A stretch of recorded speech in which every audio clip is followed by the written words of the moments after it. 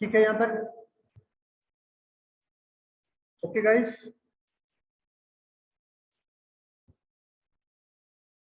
Hello, Yes, sir.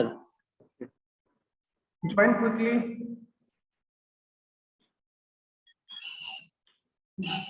See the another example. Tossing 2 points, 4 points. Nee, toss a coin is tossed 4 times. Yes. So what will be, how many number of sample points there? If we toss 4 points. So 2 to the power 4. Yeah. Because 16, that means 16. Okay. So probability of getting anything is, अब यहाँ से question क्या हो सकता है? Probability of getting 2 heads or 2 tails or 1 head 1 tail or 3 head 3 tail, anything question may be asked from here. Okay. So here the question is probability of getting exactly 2 heads. So probability of getting 2 heads, total sample points is 16, and probability of getting 2 head is 6. Okay, so 6 by 16, 3 by 8. Is it okay? Yes, sir. Okay, no problem. Man. Similar case is there. तो अब ये यहाँ तक हमने joint event, joint probability वगैरह हमने देखा, joint event की बात करा। अब हम चलेंगे क्या? Conditional probability. ठीक है, धीरे धीरे हम लोग थोड़ी सी कॉम्प्लेक्सिटी की तरफ चल रहे हैं। अभी ये बेसिक्स आपकी थोड़ी सी हमने कंसेप्ट किया। अब देखो कंडीशनल प्रोबेबिलिटी और जॉइंट प्रोबेबिलिटी, 2 पॉइंट्स हैं यहाँ पे। ठीक है, जैसे हमने पहले देखा joint event, joint event is represented by A B only, है ना। जॉइंट इवेंट का मतलब क्या हो गया? Intersection between the 2 events. ठीक है, is it clear? Joint event means intersection. ठीक, so that is represented by AB. So in the expression shown here, the PAB is represented as probability of getting AB, joint probability of AB. ठीक है, उसको represent हमने करा PAB से। तो conditional probability का मतलब क्या होता है कि जैसे कोई भी एक इवेंट अकर हो गया, तो उस इवेंट में दूसरे इवेंट के होने की प्रोबेबिलिटी क्या है? That is called as conditional probability. So situation where probability of one event is influenced by the outcome of another. ठीक है, कंडीशनल प्रोबेबिलिटी हो गया मतलब probability of getting an event जो होगा वो दूसरे इवेंट पे डिपेंडेंट होगा। तो वो डिपेंड करता है कि मतलब डिपेंड होगा कि नहीं होगा, दैट डिपेंड्स ऑन और doesn't depends on, this is called as conditional probability. ठीक है, तो वो जो इवेंट्स होंगे, जो आपके स्टेटमेंट होंगे, उससे वो क्लियर होगा कि वो डिपेंडेंट है या इंडिपेंडेंट है, but this is called as conditional probability. तो यहाँ पे जैसे ये स्टेटमेंट है, as an example consider 2 cards in a succession from a deck, let A denote the event that the first card drawn in an ace. ठीक है, तो अब जैसे ए जो है वो क्या है? एस का मतलब समझते हो क्या है? कार्ड। हेलो, एस का मतलब यहाँ पे समझ रहे हो? एस क्या होता है? व्हाट इज पान, तो वो ए वाले सर। हाँ, मतलब पता है सारा है, अच्छी बात है, पता होना चाहिए। पता होना चाहिए, खेलते हैं नहीं खेलते वो सेपरेट इशू है, लेकिन पता होना चाहिए। ठीक है, जैसे खेलते नहीं होंगे हमें लगता है। चलो, इंटरटेनमेंट हो जाता है उससे है। तो ठीक है, तो अब इसमें हमें ये ध्यान रखना होगा कि कौन सा कार्ड कितनी टाइम्स आता है। ठीक है, तो बताओगे कितनी कार्ड्स होते हैं, क्या क्या होता है उसमें? सर ये समझना बहुत जरूरी है इसमें। यदि कार्ड से रिलेटेड कोई भी प्रॉब्लम है तो ये आपको जानकारी होनी चाहिए कि कितने कार्ड्स कितने टाइम्स हैं, तभी आप आगे बढ़ोगे। हाँ बताओ कोई। सर एस 4 होते हैं। ठीक है, जैक सर 4 होते हैं, क्वीन भी 4 होती है सर। सारे फोर होते हैं। ठीक है, yes sir, and sir total अगर एक ही स्पेड की बात करें तो सर वो 13 होते हैं। 13 होते हैं, 4 टोटल होते हैं, तो 13 is to 4 मतलब 52 टोटल कार्ड्स होते हैं। ठीक है, Yes, sir. तो ये बेसिक जानकारी आपको होनी चाहिए, यदि नहीं है तो आप कहीं से भी हेल्प लेके देख लेना, ये है। बाकी हमने यहाँ डिस्कस कर ही लिया कि ये क्या है, ठीक है। तो अब यहाँ पे मतलब एस ड्रॉन करने की बात कहा जा रहा है। तो यहाँ पे 2 इवेंट्स कंसीडर कर रहे हैं, event A and event B. तो ए क्या कहता है, इवेंट फर्स्ट कार्ड ड्रॉन कर रहे हैं, उसके एस आने की जो है उस कंडीशन में हम उसको ये जो एग्जांपल है उसको हम ए से डिनोट कर रहे हैं। तो बी क्या है, सेकेंड कार्ड जो हम ड्रॉ कर रहे हैं उसकी प्रोबेबिलिटी हम उसको डिनोट करने के लिए हम बी डिनोट उससे कर रहे हैं, ठीक। There are 2 notation only to draw an ace. First time it is denoted by A, in second time it is denoted by B only. So it is evident that the probability of drawing an ace in the second try will be influenced by the outcome of the first draw. ठीक है, तो अब first draw में क्या आया और second draw में जब हम ड्रॉ करेंगे तो वो क्या होगा, वो इन्फ्लुएंस होगा कि फर्स्ट टाइम जो हमने ड्रॉ करा है उसमें क्या है, ठीक है। अब मान लो टोटल मतलब 52 डाइस है हमारे पास, फर्स्ट हमने ड्रॉ किया, ठीक, उसमें से कोई भी एस नहीं आया, ठीक है। तो बाकी जो कार्ड बच गए उसमें से एस आने की प्रोबेबिलिटी क्या होगी, 4/51, क्योंकि एक कार्ड हमने पहले ही हटा दिया, उसको हमने फिर से उसमें सफल नहीं किया। एक कार्ड हमने हटाया, पहला हमने ड्रॉ किया तो उसमें क्या हो गया कि एस नहीं मिला, ठीक, तो उसको हमने हटा दिया। अब हमारे पास टोटल कार्ड्स कितने हो गए, 51। अब उसमें से प्रोबेबिलिटी क्या होगी एस आने की, 4/51, ठीक है। ये क्लियर है, 4/51 क्लियर है? Yes, sir. ओके, ठीक है। तो अब यहाँ पे ये इन्फ्लुएंस हो रहा है कि नहीं हो रहा है, ये देखिए।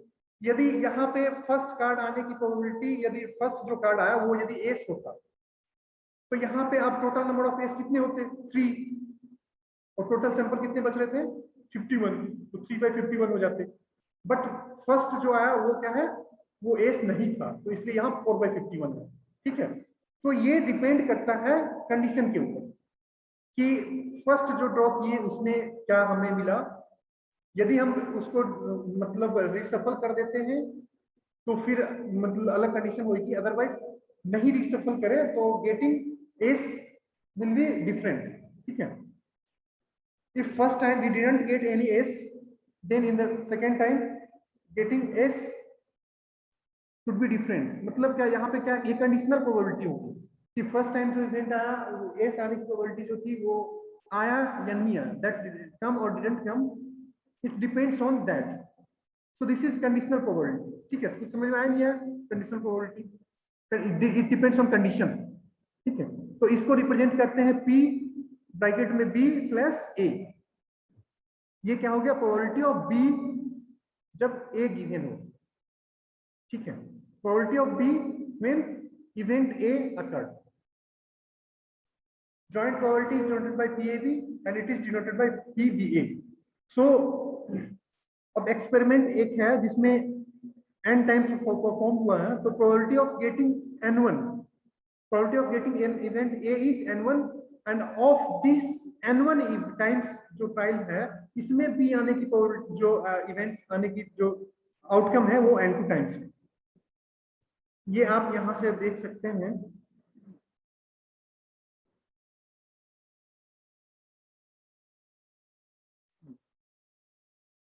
ठीक है, यहां देखते हैं, ठीक है। तो प्रोबेबिलिटी ऑफ, जैसे फिगर नंबर सी में जो ए और बी है, तो ए क्या है, नंबर ऑफ टाइम्स जो ए इवेंट में आने की प्रोबेबिलिटी n1 है, और इन n1 प्रोबेबिलिटी जो टोटल ये ए हो गया, ये टोटल ए, इसमें बी आने की प्रोबेबिलिटी क्या है, ये n2 हमने कंसीडर करा। ये टोटल ए इवेंट आने की प्रोबेबिलिटी ए n1 एंड उसमें से इवेंट बी आने की जो इवेंट आउटकम जो होगा वो n2 कंसीडर किया है। So let the experiment be performed n times in which the event A occurs n1 times. Event A जो है वो n1 times है, of this n1 trials event B occurs n2 times, ठीक है। So it is clear that n2 is the number of times that the joint event AB occurs, ठीक है। तो n2 क्या होगा, वो इंटरसेक्शन वाला पॉइंट होगा। n1 क्या है, जो इवेंट A है उसके होने की प्रोबेबिलिटी, और n2 क्या है, उस n1 में बी होने की प्रोबेबिलिटी है m2। ठीक, तो ये क्या हो गया, इंटरसेक्शन पॉइंट हुआ। ठीक है, तो पी, तो उसको क्या कहेंगे, joint event in the intersection A B, this is called as joint event. So PV is represented as limit n2, n2 is what, ab coming the ab, both events are there. So limit n2 by m, n tends to infinity, and it can be written as, this one, limit n1 by m, n2 by n1, and n tends to infinity.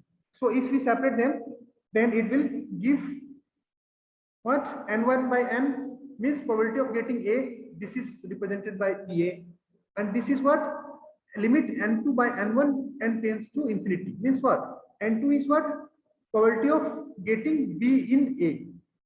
So this is represented by pba condition. ये क्या है, conditional probability getting b when a occurs. pba is probability of getting b when a already occurs. So this is the important formula, and you should remember. On the basis of this, many problems can be derived. So PBA is represented from here, PA into PB/A. Joint probability of AB is equal to probability of getting A and probability of conditional probability of B when A already occurs. Okay. तो similarly, तो यहाँ से PBA यदि conditional probability पूछा जाए तो क्या होगा, joint probability dependent divided by PA, means probability of getting A, provided PA is not 0, probability of getting A is not 0। और यहाँ से सिमिलरली, अब probability of getting A when B is already given, PAB divided by PP. So this is the important formula, and you should keep it in mind. तो अब इसी को use करते हुए हमने PAB के लिए लिखा, PAB is what, PAB by B. From here we replace PAB by PA into PBA, this one. So this is called as Bayes rule. This is called as, this expression is called as Bayes rule, in which the probability of getting A when B already given is related to probability of B when A already given. मतलब one conditional probability is expressed in terms of reverse conditional probability, and this is called as Bayes rule. Okay.